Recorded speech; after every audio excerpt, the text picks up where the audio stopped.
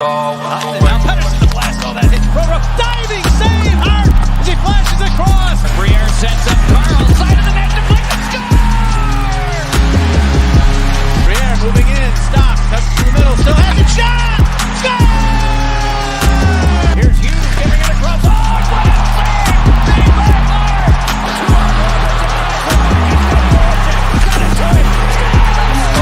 He's an angle. Short-handed mid. Cruising is Provorov. He scores! Ivan Provorov! What is going on, everyone? Welcome back to the Flyered Up podcast. I'm your host, Amedeo Grassia, along with my partner, Chris Maher. As always, we live stream on the Painted Lines, TTP Sports, and Flyers Fan Mania 93, as always. And if you tune into this late or you can't tune into this early afternoon pod, it is always going to be on Apple, Spotify, wherever you're listening to your podcasts at. So, yes, we haven't podded in a little bit. It's been over a week at this point since we last did a pod. So, yes, a lot of shit has happened. A lot of shit. To explain our absence, both of us were sick. So we really didn't feel like going on a live stream sounding all nasally and snotty and crap like that. So still a little sick over here. But yeah, it was not the greatest week for us. And thankfully, when we were sick, the Flyers were winning. It wasn't like we were sick and they were still on a 10-game losing streak, because that would have been like living hell. That would have been even worse. So again, I apologize. You can still hear it a little bit in my voice, but I apologize if it sounds like I talk like there's a sock in my mouth at some moments. But it is what it is. And yep, it is. Yeah. It definitely is what it is at this point. So a lot of crap has happened. So the last time we did a pod was when Alain Vigneault got fired, and their next game was against the Colorado Avalanche, I believe. I think that was our last time we did a pod. So a lot of crap has happened, as I said. So right now, the Flyers are on a midst of winning 3 out of their last 4 games off of a very frustrating loss against one of the worst teams in the NHL, the Montreal Canadiens, in a shootout. And now they will be playing tonight at home against the Ottawa Senators at 7 p.m. And a little bit of updates from the Flyers' perspective tonight. So now they have 2 people in COVID protocol, which is Max Wellman and a member of the staff. Both of those people will be in COVID protocol. And then Carter Hart is not going to be on the bench tonight to an undisclosed illness. We are not sure if it's COVID related or not. So there's a little bit of situations there. Joel Farabee is going to be back in the lineup tonight after missing a couple of weeks. So that's definitely an added boost to the lineup. But hopefully this doesn't spark a COVID outbreak with the team. So hopefully that doesn't happen, because with what's going on around the league right now, you see Calgary, I think, 3 teams that had their next games until Christmas break postponed or something like that. I think it was Florida, Calgary, and Colorado. So there's a lot of crap going on throughout the league, and I think it's rumored tomorrow that Ottawa's game against Boston at home is going to might be postponed tomorrow, but they're going to be playing tonight. So I'm assuming that's a situation dealing with Boston. So there's a lot of stuff going on around the league right now with COVID protocol. I think Detroit has a lot of people on COVID protocol now as well. Yeah, they had I think were you the one who sent me that tweet earlier? There was I think so. Yeah, 8 different guys that got put into the COVID protocol. Yeah, I think there was a lot of them. If I pull up that text right now, there's just so much crap going on. Detroit right now, they have Giovanni Smith, Carter Rowney, Alex Nedeljkovic, head coach Chet Blashill, and assistant coach Alex Tangay. So there's the Flyers now have 3 in total. With Frost as well from the Devils game, who left that game 3 shifts in, and everybody's like, wait, what happened? And then Bill Meltzer went back and watched. He tweeted that he went back and watched the 3 shifts, and there was nothing injury related, unless it was something, that you don't necessarily would be like, oh, injury. That's like, oh, he got hurt there. You know what I mean? Yeah.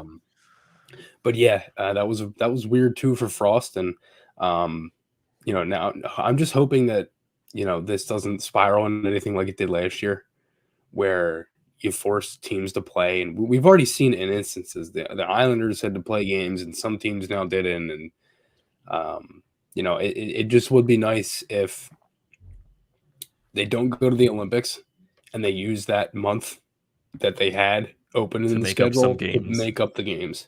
That's what they should do.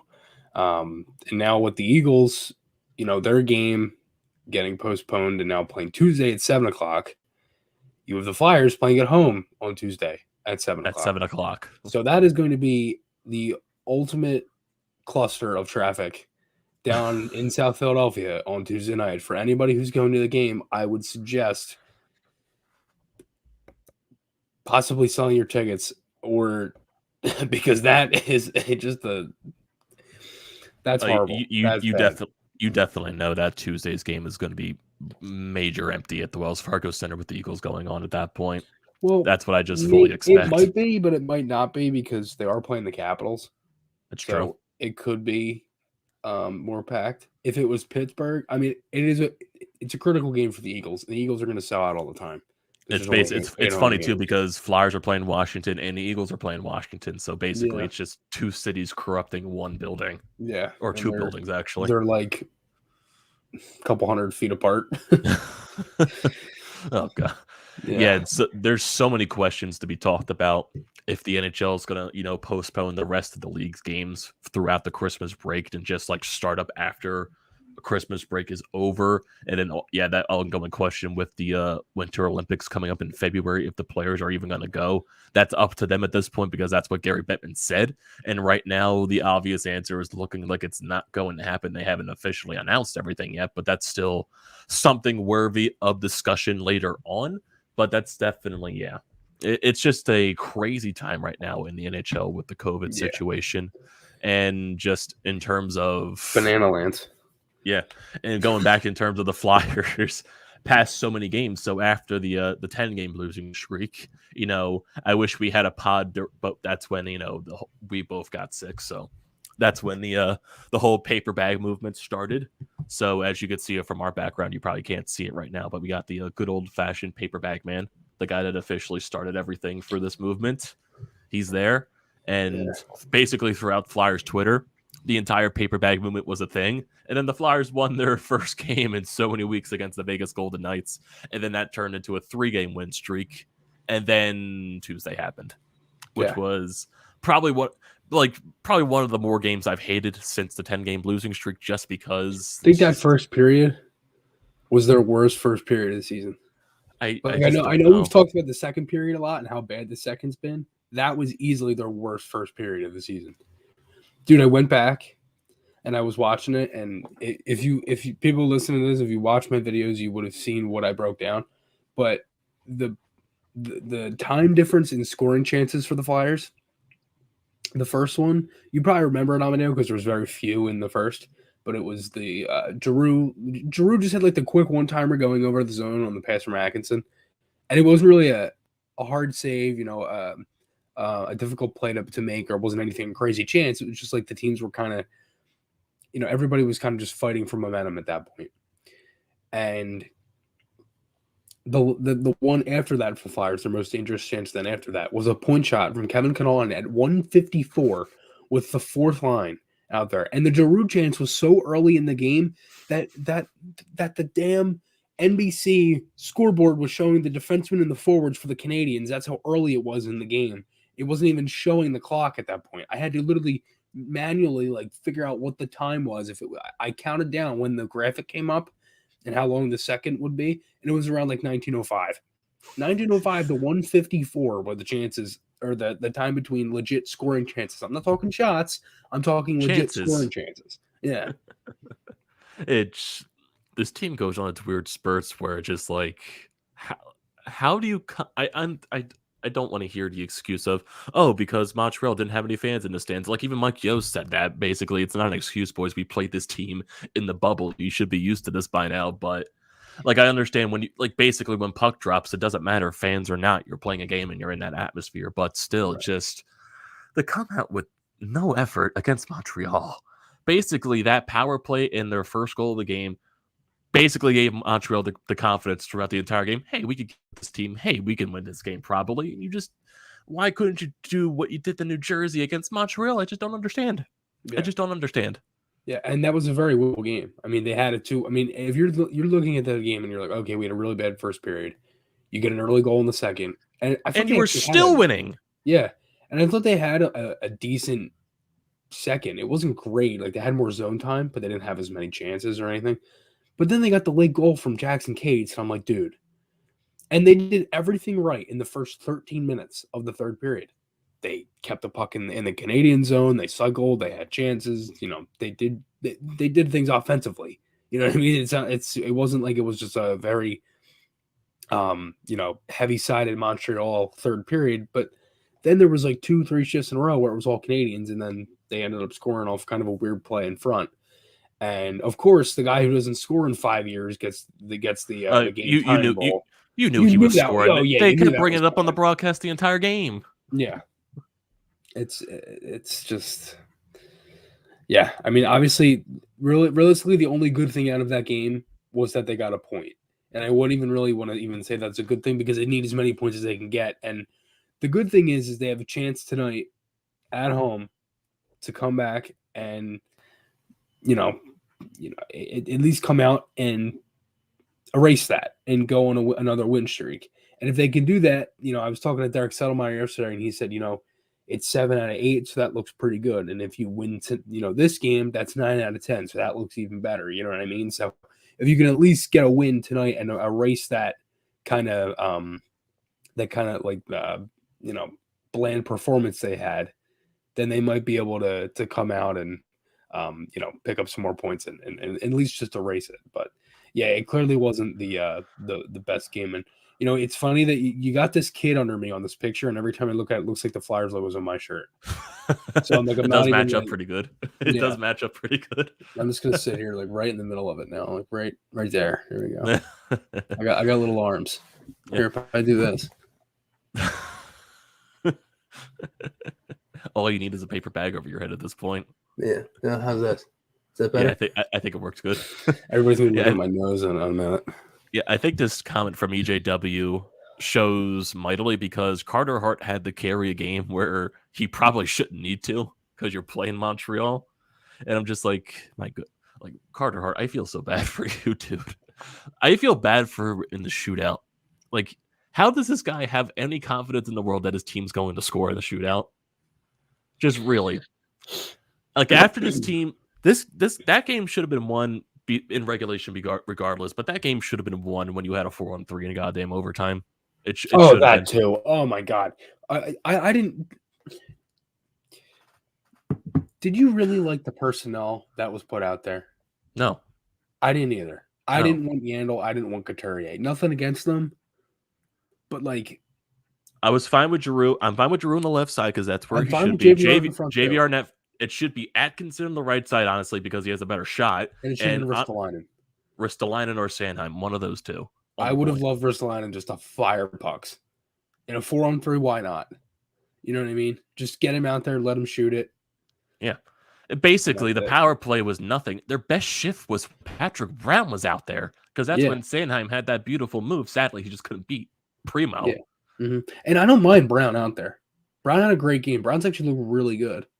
And does it surprise you that all these guys are scoring now that AV's been gone? Like Lindblom, Brown, Sanheim. Like all these guys are scoring, and I wouldn't be surprised if, JVR has played better. Like, and he's got a couple goals. Like it really doesn't surprise me that these guys are dude. All right. I'm looking at some of these comments. Do you really care about the shootout and what happens in it? I don't even care. Like, and maybe that's just me. But like, I really I'd like don't to care win about in the shootout. Who they put in, if they score or they don't. Like, it doesn't matter to me. Like, the game could have been won miles before that. You know what I mean? So like, but my biggest issue with the shootout, goes back even like years. They just do the same shit. It's the same move. They go up. They try to go, let's beat the goalie on the right side. Let's do this one. Like, even Giroux is losing his creativity in the shootout. They basically go out there and say, can we get this over with? I don't want to be in the shootout. Like, that's basically, it looks like their attitude at this point. And you have Carter Hart doing everything he can to make sure the shootout lasts longer. He can't stop everything, sadly. Mm-hmm. It's just, like, fine. Like, Giroux is probably your most creative guy in the shootout. He hasn't scored in a while. I understand putting Atkinson in. Like, try some different things. Maybe that can spark you. If Frost was in there, maybe he would have been in the shootout. I don't know. Try Konechny. I don't know. Try someone else. Maybe try JVR. Maybe Patrick he probably would have went. Farabee, if he was in the lineup. Always went in the shootout. Farabee, he probably would have went. Yeah. I'm trying to think who else could you put in that situation that could possibly Hayes. I would have I'm put not sure Sanheim. about maybe saying honestly Ristolainen so he can Or just clap Lawton. one by the goaltender. Yeah, or Lawton. Lawton's money on breakaways. And it also does bother me with the Montreal game that, like, I love to see that Willman and Jackson Cates, he got his first NHL goal during that game. I love that a lot, but it kind of annoys me that it takes those two guys to score against Montreal. Like, why aren't the top players scoring in a game against a very bad team? Well, it was just like an uneven thing from them. Like the game against the Devils, the first line had like all the chances in the world. I think Lawton had 6 shots, and they did squat in that game against Montreal. Like they just were not good. Their passing was off. Their just everything. They just weren't clicking. And I think that might be and it might be this. Maybe I'm just overthinking it, but maybe it's the fact that some of those guys aren't first line players like Lawton. Maybe it's just the mix isn't working anymore, and maybe you need something different. Or I'm just overthinking it. Maybe they just had a bad game, because clearly they can have a good game if they put up, Lawton had 6 shots and a couple guys scored against the Canadian or the Devils, and they had a load of chances in that game as well. Even though I don't think any of them got on the score sheet, I think there might have been just assists from because there were no power play goals, and I don't think any of those guys scored. I know Atkinson had 3, Lindblom had 1, Sanheim had the other, and I don't remember. Braun had one. Yeah, Braun. Dude, it's a good game when Braun's scoring. The game should be over when Braun scores. Braun scored this year were blowouts. The Seattle game and the Devils game. Yes. Yeah, I know. Blackwood in that game against the Devils on Tuesday was just, I have no idea. He was just bad. That Sanheim goal that he allowed, the Braun goal that he allowed, I was just like, how do you allow that? Yeah, the radio guys were saying that was kind of like the equipment malfunction for Hart against Tampa. Right? Was that Tampa? Yeah, Tampa, yes. The Stamkos goal. Yep. They were saying that was the same thing with Blackwood. So, because his pad wasn't, like, Jason Martinez explained it, where the way your pad ties to your skate, it's supposed to lay flat. And when the tie is messed up, the pad's raised about like an inch, and that it allows the puck to go under, and that's what happened. So, or something along those lines, that like the tie wasn't right, or it was messed up or tied the wrong way. And yeah, I mean, who cares? It's lit in. So yeah, I personally couldn't care less how it went in. Sanheim scored it, so it's not like it was against the Flyers. But yeah, I can care less of how that happened. It's just one day I can just see a day where Devils fans can't say Carter Hart is worse or Mackenzie Blackwood is better than Carter Hart. That's all. I guess I care about at the end of the day, but I digress on that standpoint. But I don't know. That Montreal game, it just put such a sour taste in my mouth, and I said that in my recap too. It was just like when you go on it kind of felt like. Sorry, I didn't mean to cut you off, but it kind of felt like that the win streak didn't mean anything. You know what I mean? It felt like the 3 games before meant nothing. Yeah, because when you lose 10 straight, and then you put the 3-game win streak on, like this is a game that you desperately have to win against. Even though, call it a trap game if you want, it definitely was, but you got it to overtime. You got the point out of it, but at this point in the season where you lost 10 straight. And you put yourself in a wide margin to begin with to even try to catch up in the race that you believe that you're still in. You don't deserve to say, "Oh, we got the point.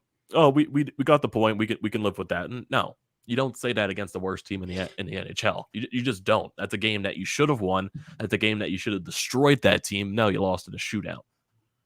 You can't say, because you had so many chances to win that game. You dominated the overtime. You should have won it on the power play in the overtime.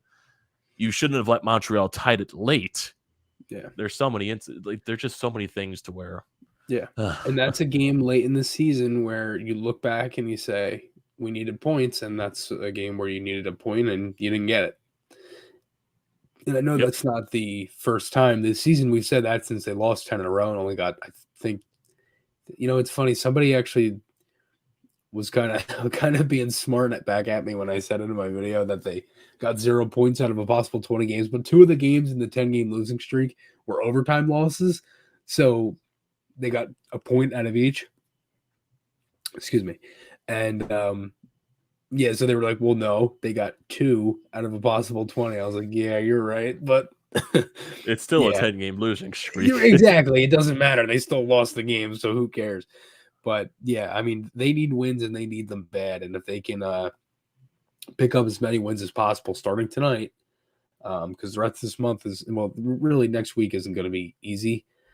You have Washington Tuesday, Pittsburgh Thursday, And then you have your Christmas break. and then you have And Christmas break. you and come then back from the break Seattle. against Seattle, and you go on your Western Conference road trip, Seattle, San Jose, California, your California road trip with Los Angeles, Anaheim as well. So you have that 4-game road trip. It's just that, and I see a comment right here from Vision saying that a take that he has is when Ryan Ellis is close to returning, he believes Yandel right now might be the guy to bench. He has been absolutely brutal, a brutal turnover machine, and he is a -14. Yeah, I would agree with that, but they're not going to bench Yandel just because it's the Iron Man streak. They're not going to bench him. They're not going to make him lose that. My thing is this, though, and I've said that before, but when you need points and you need to actually win games, they might have to do it. And I hate saying it because I know Yandel's loved, and I know Coates brought it up on the radio network, and I think this was back. I think this might have been the Colorado game he mentioned it. Or who did they play after that? Oh, New Jersey, on the road.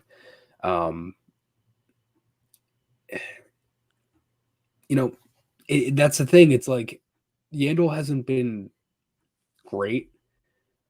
He's not really known for his defending. And obviously that's not an excuse, but it's just, he's not really, he wasn't brought in here to defend. I'll just say that. But, I think he's been pretty good on the power play and it's looked good. And obviously he's had some goals where that pair does get stuck out there a lot. They do. And when they give up a goal, it's been them on the ice recently. And the one last game went off of Yandel and in. I think it might just be some bad luck right now with Yandel and those guys. But look, I do think they can turn it around. But my thing is this, though, is like, if you do need points and you do need, wins, do you take those guys out of the lineup if they're struggling? And I don't know if they'll do that. I don't think Mike Yeo would do that. I think he's more of he's a player's kind of coach. So I don't think he would do that. But it is just a thought. And I agree to an extent because it's like, I see both sides of it. I see why people want him to stay in. I see why people want him to stay out. So I'm kind of in the middle because I really do like Yandel.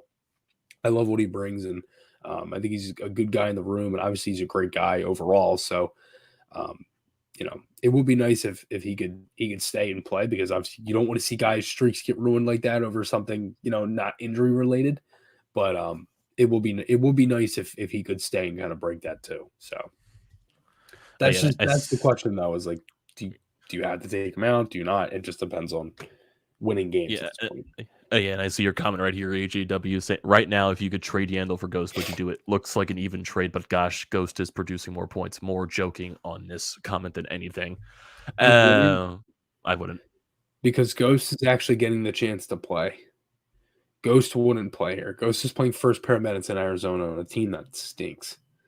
Yes. And I was talking to Derek Settlemeyer yesterday, and he was saying like he said he was going out he went out to dinner with Ghost the other day before the game, the day before the game, and he was saying like he's actually getting play and he's playing first pair. Like I follow the Coyotes on Twitter, and I've looked at their lines because they post their lineup. Ghost is playing first pair like every night. And he's usually playing with, I think, Labushkin. And I'm like, well, he's been fine. And I think he was actually, was he +0 for a while there? For like a couple games, he wasn't negative. He was plus. I think he was, yeah. Yeah. I don't know if he still is. Probably not. I know they won last night. And he had a beautiful pass on the Clayton Keller goal in late in the second period. It was a beautiful outlet pass, and he's had a lot of plays like that. Right now, he's got 29 games played, 4 goals, 14 assists, 18 points. He's -5, but he's having a really good season. His NHL career shooting percentage is 6.6. He's shooting at 6.7 right now. That's how much. That's, you know what I mean. He's playing with confidence. He's shooting the puck, and that's what the Flyers didn't let him do. I said it in the first year AV was here.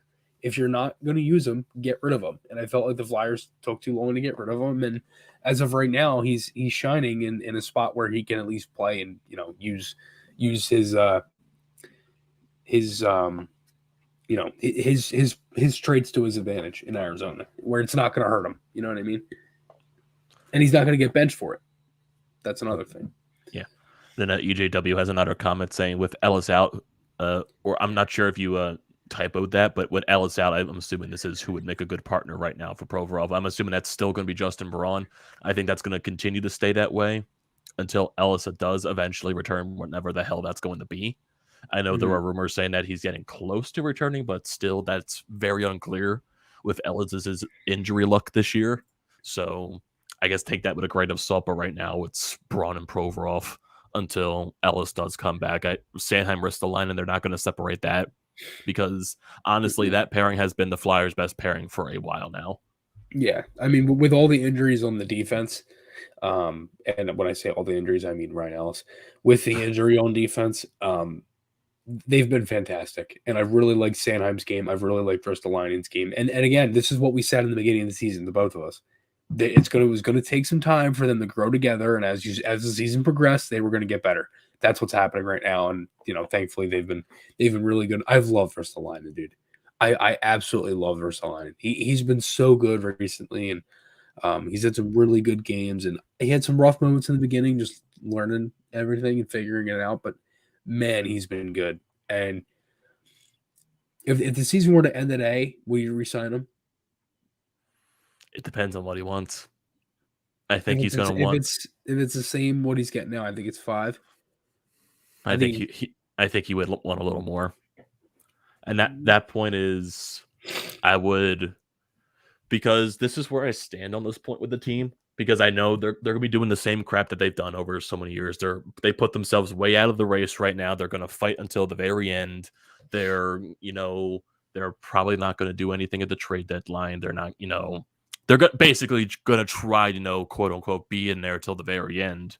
And I know, like, Chris, we talked about this a little bit. Like you said, you have agreed with and like also disagree with what I said so far. I would look at this trade deadline right now, and like Ristolainen is definitely a guy at the trade deadline that I would look to move because teams will give up stuff for him. Like if you looked at the offseason, teams were willing to give up a first-round pick for Rasmus Ristolainen. And that it means you have to trade him to a contender that's willing to give up that first-round pick. I'm not saying trading him to a bad team or like something that you do with EA Sports NHL. You cheat the system and get like 20 first-round picks from a bad team or something like that. So it's all the time. It's just that right now I think this team needs something a little different. And I don't think they're, at the end of the day, they're not going to get into the playoffs just because of how far they put themselves out of it. And this is just also me as a fan saying I'm just tired of the same crap for the past so many years. So I would at least want the thing is, though, see something different. With this year is that you have a different GM who, in his first trade deadline, went out and got somebody. Went out and got 2 guys, Grant and Thompson. And did they even have the trade deadline last year? I don't even remember. They did. They traded Raffle. They traded Gustafsson. Yeah, right. They traded Raffle, Gus. Yeah, they didn't make any major moves, but he did what he had to do. And he's done something in every trade deadline. I wouldn't be surprised he does it again this year. And I think he's going to add some roster bolstering for the bottom 6 and things like that, depending on where the team stands. But isn't the trade deadline earlier this season? I think it's somewhere. Isn't it in January? I don't think it's in January this year. I have to look that up. I think it has to be after the Olympic break. April 12th. Yeah, so it's later this year. Oh wait, no. March 21st. That was last season. Was April 12th. Okay. March 21st at 3:00. Okay. So it's usually, the trade deadline's normally like around the end of February, beginning of March, but with the Olympic break, I'm sure they pushed it back. They weren't going to do it at the end of January or something like that. I had a feeling it was before the Olympics, but it's not. But I really don't think they're going to go to the Olympics anyway. No, I don't think that's going to happen either. Yeah. With everything that's going on, especially with the restrictions out there in Beijing. So I don't think that's going to happen just because, what is it? If you test positive, it's like, what, a 3-week quarantine until you test negative again or something like that? 3 to 5 weeks. Which is essentially the entire time they're out there. Yeah. So if you test positive the first day there, you're staying there basically the entire Olympics. And if you test positive the last day, you're staying there 3 to 5, basically a month and a half after the Olympics end, which the players are definitely not going to want to do, especially like being away for that long. They don't want to do that. But yeah, there's like definitely some points to bring up about the trade deadline when that does come to it. I do yes, I do think Chuck Fletcher is going to make moves, but then there's also moves that you have to look into right now. And there's definitely some discussions that are worthy of having because there are some players on this team that definitely you could look at the trade deadline. I know the biggest one is going to be Claude Giroux right now, just because it's his decision at this point, whether if this team is getting closer to the playoffs by the time that happens, or if they are not close to the playoffs by the time the trade deadline comes. That's Claude Giroux's decision to talk about. And I think Chuck Fletcher is most likely going to have those discussions with Giroux as the season progresses. I do think, even though I'm going to hate that all the time, I am. It's definitely discussion worthy of having, but I know we're still very far away of it. That's just the way I feel with the team right now. It's just like bolstering up frustration that it's just like, I just want a different type of reset right now. It's just, I don't think this team this year is going to do anything if they try to get to the playoffs. I don't think they're going to make it this year. That's just, I think they took themselves way out of it with another 10-game losing streak. Yeah. But I know at the end of the day, this team did make the playoffs with another 10-game losing streak. So what the hell do I know at this point? Yeah. I mean, look, anything can happen. I see where you're coming from because it's difficult. I mean, it's yeah. There's so many players on this team right now that I don't know what's wrong with them. It's just when I look at like some of the younger guys on this team, when I look at Travis Konechny, I'm just like, I don't know why. I try to defend TK as much as I possibly can, but for some reason, like, what the hell is wrong with him? He just hasn't been the same since the bubble and Provorov. I understand, like, not having your defensive partner at this point, but when Provorov has been in the league this long, you expected him to develop into a guy that carries a pairing instead of having to rely on a guy on your pair. Like, I don't think he plays like that though. I think he's just put in the worst position, and he logs a shit ton of minutes, and he's put in a lot of shit positions, and he's actually pretty good at getting out of them.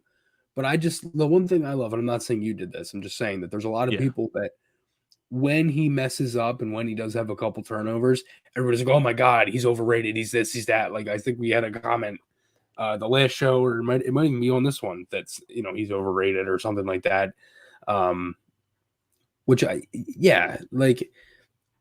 Look, I'm not going to sit here and look, Wayne, that's your opinion. I don't want to make it like I'm shitting on you. I'm just saying, I don't necessarily think that because every guy's going to mess up. I'm sure Chris Pronger, Nick Lidstrom, all those guys had turnovers in their career. You know what I mean? But I'm not going to sit here and say Provy's bad and we should trade him and that he is what he is right now or whatever. Like, he's still a younger player. He's only 25. Like, I'm not, you know what I mean? Like, I can't sit here and say, oh, well, he's bad because he's playing with, he was playing with Nick Seeler for a little bit. That's how depleted they were on the back end. Like, you can't sit here and tell me that that's a good thing. And that's hard. That's easy for Provy to do because Provorov is a guy that likes to join the rush. And when he has a steady partner that he can do that, he looks better. And when he can't, he's more defensive. And sometimes playing like that can be tough. But early in the season, he was fantastic with Braun. Great. He's played with essentially every partner. Played with Sealer, played with Ellis, played with Risto, played with Sanheim a little bit. Right? He played with Sanheim? Am I right on that? I'm not sure if he played with Sanheim this year or not. I don't think he ever did. I think Sanheim and Yandel are the only. I think Sanheim is the only guy, maybe Yandel too, he hasn't played with this year. Mm-hmm. I think that's he's played with Ellis, he's played with Braun, he's played with Sealer, he's played with Ristolainen. I think those are the only guys he's played with so far. Well, still, that's a lot. I mean, that's what, 4 out of the 7 defensemen they have? I disagree. Salim Bean. I don't want to mess up your name. I apologize. I disagree. I feel like it's very too early in their careers to even say something like that.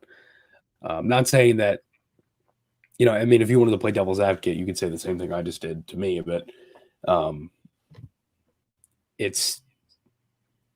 I just think it's too early in their career. I mean, how is that an excuse? It's not an excuse. I'm not making it an excuse. It's just it's the truth. He's playing with different players. It's not who he should be playing with. When he played an entire year with Matt Niskanen, he looked great. But he looked even good with guys like Braun and Ristolainen. You can't sit here and just single out on certain guys when the team just had a 10-game losing streak. I'm not going to, you know what I mean? Like, you can't sit here and be like, oh, well, this guy's look bad. Well, no shit. The entire team's look bad. They've lost 10 in a row. And some of the games they weren't even close in. 7-1. Last year, how many games they lose? 6-1 last year. Too many. Yeah, too many. It was like 5, 6. Like, you can't single out one player because of how bad they've been because the team's been playing bad. You can't do that. But well, I think it's right now. Like, I understand your point, Chris, but I think right now it is because, like, you look at these guys, you're like Konechny, Provorov, like all these other young guys that are on this team. Like, you're looking at Konechny as a team that you're trying to build to be one of your top players on this team. Like, yes, Konechny has showed that even earlier in his career, like 3 seasons in a row, yes, he scored 24 goals, but for some reason, I don't know what the hell happened to this guy ever since the bubble, going through that stretch where he was not able to score at all in the playoffs, affected him going into the shortened season last year. And he had a good start to this season. He's had some hot moments, but the cold moments stand out more than the hot for Konechny this year. And it's just like you expect like these two guys to take the jump in their game, but for some reason they just can't find that jump. I'm not sure if it's just them. I'm not sure if it's the team's lack of development with these guys. I'm not sure if it's like that's a team issue, if that's an individual issue with the players. It's just because we've had like so many high expectations for these guys. I can understand why so many people are frustrated with these guys because they were the guys that were supposed to be when Hextall drafted them, the saviors of this team, along with so many other guys he drafted. So I can understand that frustration, and I do think sometimes that frustration is warranted because there are a lot of moments when guys like Konechny really struggles and he doesn't become as consistent as he once was. Provorov, yes, I do believe eventually he does get better, but I think it doesn't make it any less frustrating because you expect at this point he would find a way to take that next jump in his game. For some reason, he just can't find yet. I'm not sure if it's the way he played. I don't think it's the way he plays. I'm not sure if it's a confidence issue. I'm not sure if it's like the same thing, if it's a team issue, if it's an individual issue, because I think at this point, Provorov needs to find a way to take that next jump.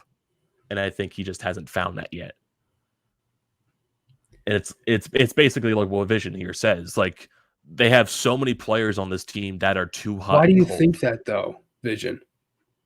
They're younger. Farabee is 21. TK is 25. I think Farabee, it's a little unfair to criticize him because he's 21. Konechny, we've seen when he could be consistent. We've seen that before. Yeah, and he's done that. Konechny's had many chances to score. It's not like he's playing that bad to where it's like, oh my God, he's done nothing. Like, he's just not getting the bounces. So that's another thing. He's at least getting the bounces. You know what I mean? He's at least getting the chances, I should say, not the bounces, getting the chances. If he starts getting one, he's going to get another, and that's how they are. James Van Riemsdyk is arguably one of the streakiest guys in the league. Like, it's how it is, man. Like, I'm not going to sit here and criticize guys because they're not scoring and, nitpick certain players when the entire team just lost 10 in a row and has lost, 11 out of their last 14. Yeah, I'm not going to sit here and nitpick on Farabee, Provorov, Konechny, and JVR and all these other guys that people want to talk about. Yeah, and I see this comment right here from EJW said, like, I think this is a good mindset to have right now. Right now, he wants the Flyers to win a cup. in his opinion, no players on this team are untouchable. He's worried about Carter Hart. If trade offers do come along that makes the Flyers a better team and possibly puts them on top in the future, he makes the trade. I think that's a good mindset to have. I think there's a thing where, yeah, maybe we shouldn't get too attached on some of these players on the team, but I do think if there is a trade offer that does make this team better and it puts them over the, well, I don't think one trade's going to put this team over the top. I think there's maybe a couple of other moves that can help that. I think they need another offseason like they did this past year. And I don't know if it's a locker room thing, because it sure doesn't seem it. Because with the way that these guys play and the way that they act with each other, it sure does not seem like there's a locker room thing. I was thinking that for a while, but then I started thinking to myself, these guys look like they're so, like just in tight with each other. You know what I mean? Really like connected group. Like I don't see that, unless I'm wrong. But I very much could be wrong, but I just don't know if that's the case. I don't know how you feel on that, because it just doesn't seem that way to me. You know what I mean? I do think at the end of the day, because I was talking about this with another group of my buddies and also like family members as well, I do think this team does somewhat need a coach. I know like you did the entire offseason, but I think this does come down to, this is like no way in hell blaming this guy whatsoever. This is no way, I'm not hating on this guy. This is no way in hell Claude Giroux's fault. It's no way in hell his problem. But do you think that maybe just getting a new sense of, I'm not sure like the right word to put this down on it is like it's going back to like, the discussions that Chuck Fletcher and Claude Giroux are most likely going to have if this team's not there, like in playoff race wise by the trade deadline, like those discussions about, waiving his no movement clause and crap like that. Like the only way he gets traded is if he waives the no move. Yes. And I don't think he's going to get traded. And I don't think he's going to waive it. I honestly think. I honestly think at the end of the day, I think at the end of the day he is going to get traded if they're not in the playoffs, because I think at the end of the day he's at the point of his career where winning a cup should be the first thing on his mind, and I think, and also like he can also think about this too, where if you trade me, because there's going to be a lot of value for me in return at the trade deadline, trading me will help your team out entirely. So we're just going to give up. It's not necessarily giving up. To me, trading Giroux is throwing in the towel and waving the white flag. That's exactly what that is. And it's the same thing with losing him in the offseason. If you're getting rid of your captain and your best player, and you had all that work in the offseason to bring this team to at least try to win a Stanley Cup and compete for one, and then you fired the coach, right? Again, because this all goes back to 2019-20. You had that season, okay? You got to the second round. You were a game away from the Eastern Conference Finals, and you lost in Game 7 to a really good Islanders team. Okay. You had one of the worst seasons in franchise history in 2020-21. Right? You have the offseason. You keep the same coaching staff. You just overhaul, change everything, get rid of a bunch of players. And yes, you've dealt with injury. You've dealt with COVID. You dealt with a bunch of different things. Not saying they're excuses. It's legit reasons of why they've been struggling so far this year. And you fired the coaches after game 22, 23. And you still had the same issues with different players and the same coaches you have. So you fired the coaches, and then you're going to get rid of your captain or trade him, which I think is bonkers if you're going to trade him to begin with. But again, trading him would be dumb. But if it's the offseason and it's more led from a Giroux thing, which I don't necessarily think it will be, but if it's, I just can't see how the Flyers are going to be looking to be a contender and compete for a Stanley Cup if they're getting rid of Claude Giroux or they're letting him walk. I just can't see, because at that point, you might as well get rid of everything at that point, because you just lost your main piece that you're essentially building around. And I'm not going to sit here and argue that with anybody. He is their best player on the team. Yes, he is. There's no doubt in my mind. And the whole thing of who's untouchable, who isn't, and all this crap, it's ridiculous. And I'm not going to sit here and, I just personally think at that point you're just throwing in the towel, and you might as well just throw the season away and throw everything you've built since 2019-20 out the window. Because at that point, what did you really do? You know what I mean? So, but look, I'm not trying to shit on you. I'm not making it like I am. I don't want it to get taken as me, like, you know, saying like you're a moron or anything, because that's not what I'm saying. But I'm saying, like, I just don't think the reasonable thing from this would be to let him walk or not try to do anything to re-sign him just because they want to rebound or they want to have this, you know, they want to try to fix what's been going on and things like that. But I just don't think that's a reasonable thing for the team this year. But that's just me. Hey, I understand that. I don't take what you're saying anything to heart or anything like that. Oh yeah, I don't think I know you don't. that I'm way at just all. making it clear. Yeah. Yeah, I understand that, but it's like I definitely completely see your mindset through the entire thing, because yes, it does feel like if you're trading away Claude Giroux, he's been a part of this franchise for so long, it does feel like at the end of the day you're just giving up on the entire damn thing that you tried to build from the standpoint. And yeah, I do get that though, because if say that were to happen, that's probably going to be one of the worst days as a Flyers fan and for probably a lot of us, because it just would be like you've seen Claude Giroux basically your entire childhood, basically growing up into your adulthood. Claude Giroux has been basically the mainstayer of the Flyers organization basically your whole life. And to see that go away basically showcases that you think the team is giving up because they lost this guy that has been basically the face of the franchise for so long. And yeah, I definitely understand that mindset wholeheartedly. I do. But I think it's also worthy of discussion, because I do think also, and I'm not saying I want this to happen. I'm saying like this is a possibility. I do think it's going to be discussed between Fletcher and Giroux, and I think it could help the Flyers in the long run as well for trading Claude Giroux, because of what you could possibly get in return.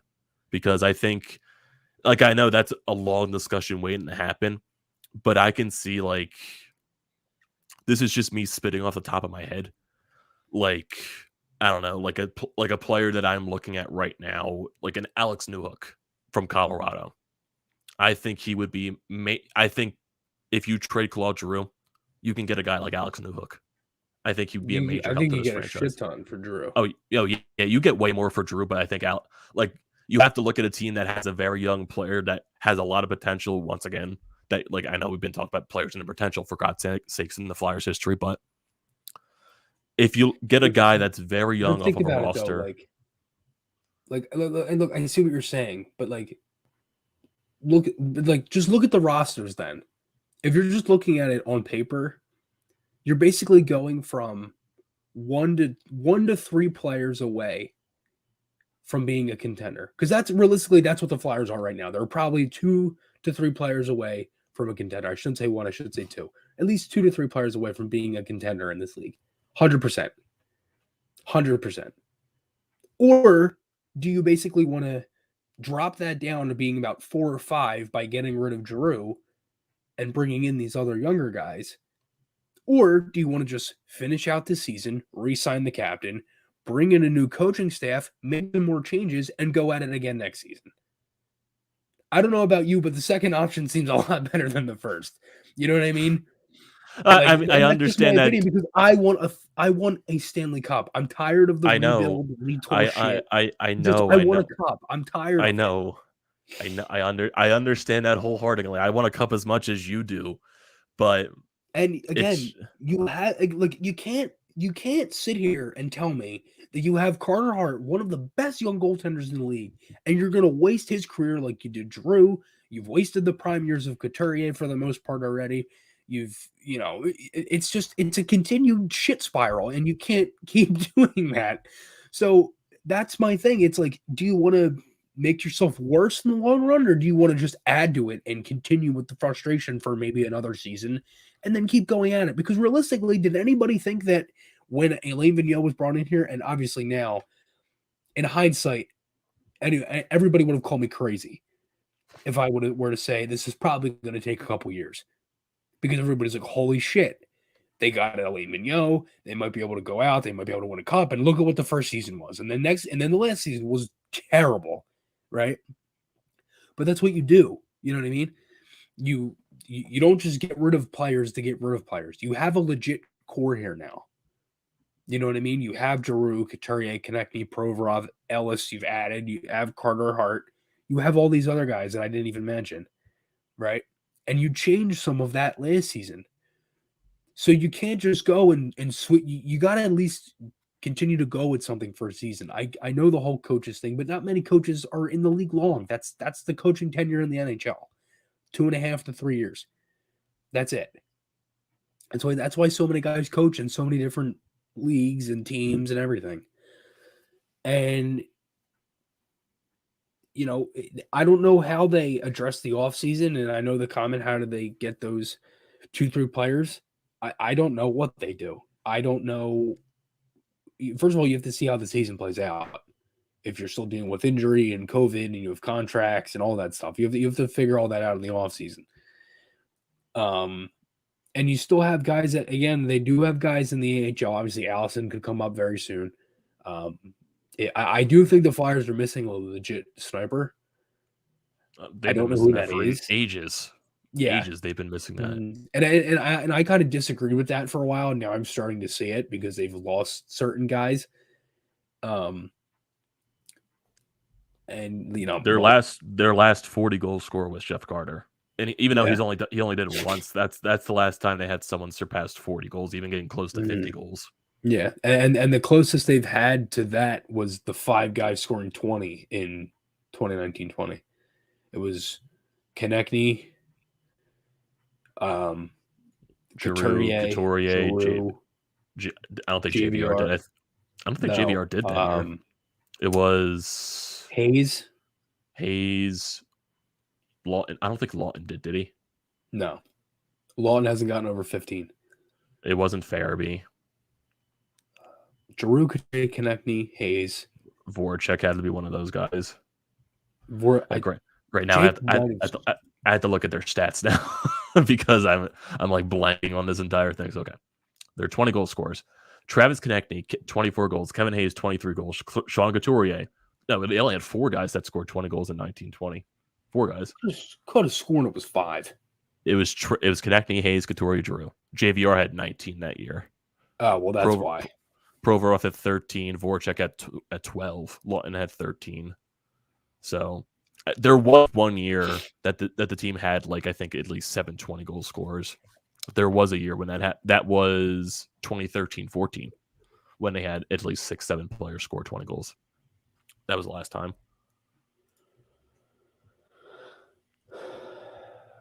Yeah. Yeah. And JVR being one off, and essentially he was man, that team was so good. Oh God. Wish we could go back I know, because you had that grasp of, oh my God, this team can actually go places, and now it's been other shit for the past like season and a half so far. Like, it's just like that's where my frustration comes from, and I think like that's where my Giroux trade discussion. It's like I don't want it to happen either. Like I agree with, like, I don't want it to happen either. But that's going to be a discussion that's going to happen for until the trade deadline. Yeah, and this was not a topic I was expecting was going to come up on today's show, but I'm glad it did. I'm trying to look back at the recent Flyer seasons to see when the last year was their 40+ goal scorer. It wasn't 2012. It wasn't 2011. Wasn't any of those years. So in 2012, no one scored 40 goals that year. Cardinal was close to it. He had 37. 2011, I don't think anyone surpassed. Jeff Carter was close to the 40 goal mark. Danny Briere was, but no one there was there. 2009, 2010, Carter had 33 goals. Richards had 31 goals. And then I think it was 08, 09, the last 40 goal scorer. And that was Jeff Carter. That's when he scored 46. Yeah. And then previous to that was Simone Gagne in 06, 07 when he scored 41. Yeah. Yeah, that makes sense. for more of a recent topic, the lines tonight a little bit different. Since Farabee comes back, he's playing top line with Couturier and Konechny. So you have Farabee with Coots and TK, Lindblom with Drew and Atkinson, Lawton with Hayes and JVR, Cates with Brown and McEwen. Defense, Provy, Braun, Sanheim, Risto, Yanel, Kanal, and no Hart, obviously, because of that, the illness, and also Jones. I would assume Jones is in net tonight. We just don't know who the backup is for right now. They're still trying to figure that out. And as for the backup situation, it's between Arison and Naples. I think it's most likely going to be Naples from Lehigh Valley. Yeah, because where is it? There's a tweet. Here it is. Sandstrom. This is from Tony Andrakidis of Inside AHL Hockey. Sandstrom didn't dress last night for the Phantoms. He had sinus issues. Urson just returned last night out since late October and was the Phantoms' backup. And then Ustamenko was caught up from Reading, then isolated from the team last weekend. So we'll see. Yeah, I think it's going to be Naples since Urson just came back. I don't think they're going to want to. I think they want to get him into some games down in the minors, and they just have Naples be the backup for Jones today, and hopefully Carter Hart comes back before the game against Washington. Who even knows if the NHL postpones the season at that point for the Christmas break, because that's honestly still a possibility at this point. They can still do that, but I do think at the end of the day they're going to probably try to stretch this out until the 23rd. I think because that's the last day games are played until the Christmas break.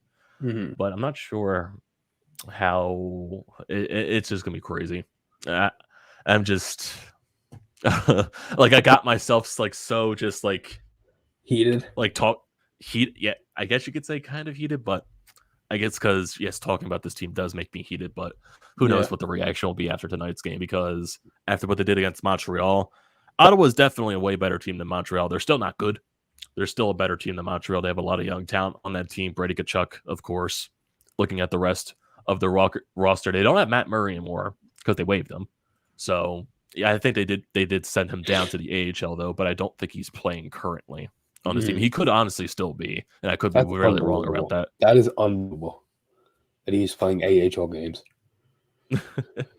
Yeah, so we had Drake Batherson, Josh Norris, Brady Tkachuk, Thomas Chabot, all these guys. Tim Stützle, not having the best season, but he's still one of the younger up and coming players for their team tonight. I think it's going to be Forsberg playing for Ottawa in net today. Anton Forsberg. In his numbers, he has a 309 goals against average and a 909 save percentage. He's been definitely a better goaltender this year. He already has a shutout this year, so I wouldn't be surprised. Tampa, right? I do believe so, yes. I do believe so. And looking at Ottawa's past couple of games, they lost to Tampa Bay 2-1. They beat Florida 8-2, but that was when Florida was also dealing with their COVID situation.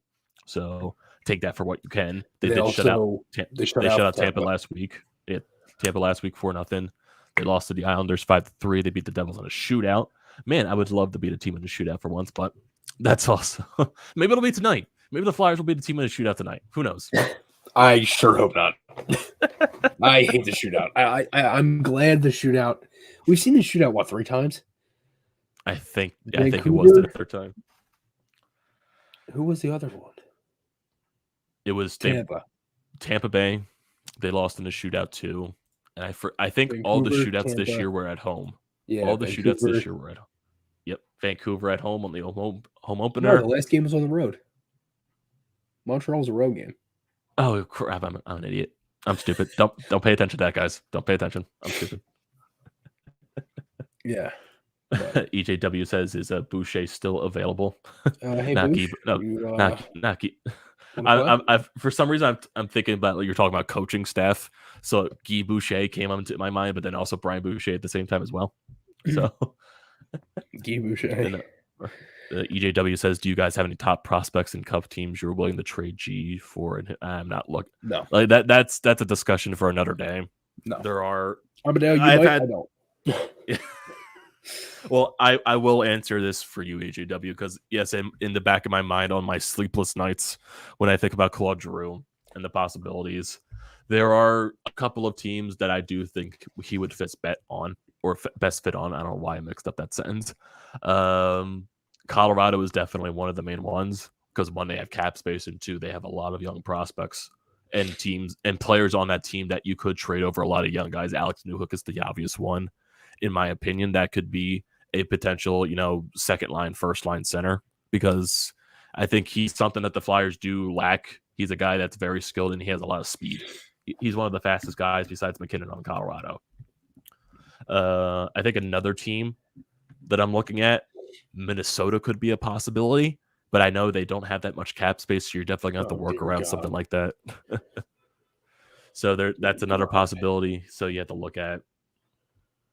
There's something there, I think, in terms of like a prospect from Minnesota. I think Marco Rossi could definitely be a guy that you look into. But there's definitely a lot of possibilities that the discussion way down the road, if that news even happens down the road, who knows where this Flyers team is at during the trade deadline. They could be, what they did in 1920. They could be so many games above 500. They could be one of the better teams in the league at that point. And we're not having this discussion at all. They could be where they're at right now, still a tweener team, still winning, still losing a lot of games, and finding all these inconsistencies. So they're still. That's just another discussion down the road. And that's definitely an understandable worry about that EGW. If you're afraid if he doesn't sign back, the Flyers are left with nothing. That's definitely an obvious worry. Yes, that's definitely something you could be worried about. Very understandable. Definitely understandable. With out of Sandstrom, Ustimenko, and Ersson, can any of them be a solid backup for Carter Hart? I think all three of them could be. Yeah, I think the best out of the I think the best out of the bunch could be Ersson out of those. But yeah, I think him and Sandstrom more than Ustimenko at this point. It's not Ustimenko's fault. He's just been very unlucky with injury. I'm just excited for Fedotov. That guy's like 6'7".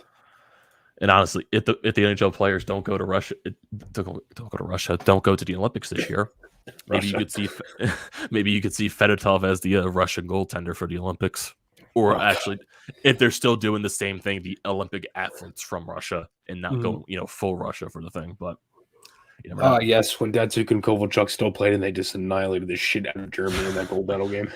That's probably still going to happen if the NHL players don't go. I would have watched Pavel Datsuk and Yager and Kovalchuk and all those guys play. Oh, yeah. Yager could probably play in the Olympics if the NHL players don't go. Yager at almost age 50 playing in the Olympics. That would be hilarious. Yeah. And if you're talking about, if the players don't go, who does Canada? Canada's probably going to be, a bunch of, college players, USA, junior type of players that most people from across, the seas playing in Europe, most likely. Probably the same thing for the U.S. They'll probably bring some college kids out there. Same thing, people maybe playing in the juniors, maybe people that are playing overseas that are from America, even NHL players that don't play anymore. Maybe some come back for the Olympics. Who knows? Mm-hmm. EJW says bring Bob back as the backup. If only we could. If only we could. It's funny. God. But yeah, the Philadelphia Flyers, an interesting. Are the Philadelphia Flyers? Yes. Robert saying he still can't get over how they played last game. It's like they said, I don't feel like playing, and that's where we need Torts. He would have woke them up. And that's a thing. Wait, is Robert French? Is that Flyer Bob? I am not sure. Somebody comments on my videos and puts Flyer Bob, and I love it every time. And I want to know who it is. I think it's Robert French. If you're still in here, are you Flyer Bob? Because if he is, I want to figure out Flyer Bob. Well, he only posted that 4 minutes ago, so hopefully he's still in here. I hope he's still in here. That would be cool. Yeah. Should USA just use college? One quick thing since USA was brought up. Those damn USA jerseys.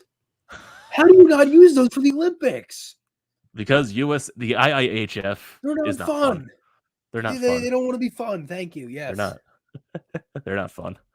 Robert says that is him. So you don't have to worry about that. So yes, I'm gonna pull up these USA more enjoyable, Robert. When you put, I'm going to USA jerseys on Twitter to see. So let's see, where is the it's the USA development team. So let's bring this up real quickly before we end off this episode. So let's share that screen, bring up that Chrome tab, USA jersey, bring up that tab. There you go, everyone. There you go. That's the This is the development team for Team USA. So it's not the juniors. It's not Team USA for the Olympics. It's the development team that's wearing these jerseys. So, yeah, it takes for the development team to bring these jerseys back. Ah, man. So much potential. And the IIHF completely ruins it. Did you see that save by Malcolm Subban last night? I did, yes. That was bananas. Yeah, great save. How the hell does he stop that? Yeah, it's a save Vasilevsky make, a couple of times during his That's career. got to be save of the year.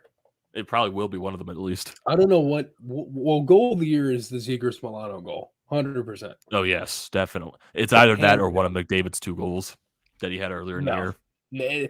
It does nowhere even close to the Zegras Milano goal, in my opinion. Nowhere close, dude. McDavid could do that in his sleep.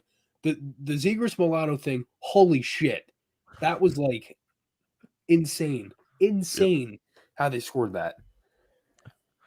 The one thing about these USA jerseys, I don't think they're stitched at all. I think everything is imprinted onto the jersey. Like I know the design on the bottom, that was always imprinted, but I don't think the logo or the numbers are stitched.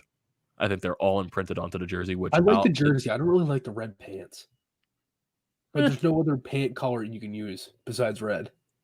Like blue would just look like too much blue. It would be cool if the pants had that same kind of stripe design on the leg. You know what I mean? But I do really like these, though. These are nice. If just the logo was stitched and the numbers were stitched, that would be an excellent jersey. It already is, but I just wish everything else was stitched. Because sometimes printed on logos just don't do it for me. It kind of just ruins it. But hey, it's a development team. They're not going to go all out for that crap. So one last question. Yeah. EJW says he likes the 1980s Miracle on Ice jerseys the best. Flyer Bob says, I can't wait for Yandel to break that record so we can bench him. Okay. This is the final comment before we end it off. Agree or disagree from Christian? The Flyers should have done a full rebuild after the 2012 loss to the Devils and should have been a bottom team for at least 3-4 years, and we would be reaping the benefits right now. That's an argument. That's definitely probably. Yeah, probably. Or after the 13-14 season. Yeah. When Hextall came in, they should have just did full blow up. Trade everyone. They should have listened to Hex's plan. Especially after Giroux had a Hart nominee that year. Mm-hmm. Yeah. So I think that is a good agree on that. But now the Flyers are in this situation that they're in right now. Yep. Because of everything.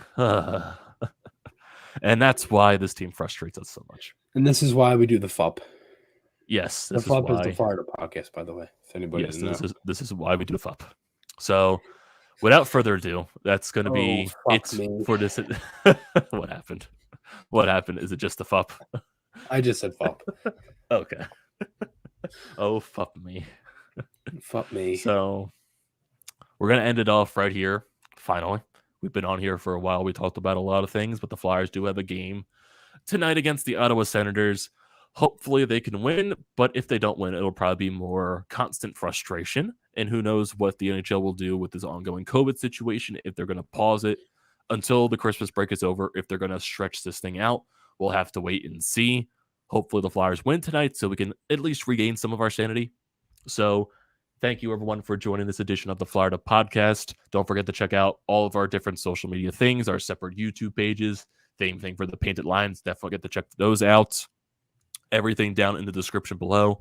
Don't forget to check those out. And if you didn't tune into this thing live on time, you'll be able to listen to this on Apple, Spotify right after this live stream is over. So don't worry about that. Thank you, everyone, for joining. I'm your host, Amedeo Grassia. He is Chris Maher, and we will see you next time.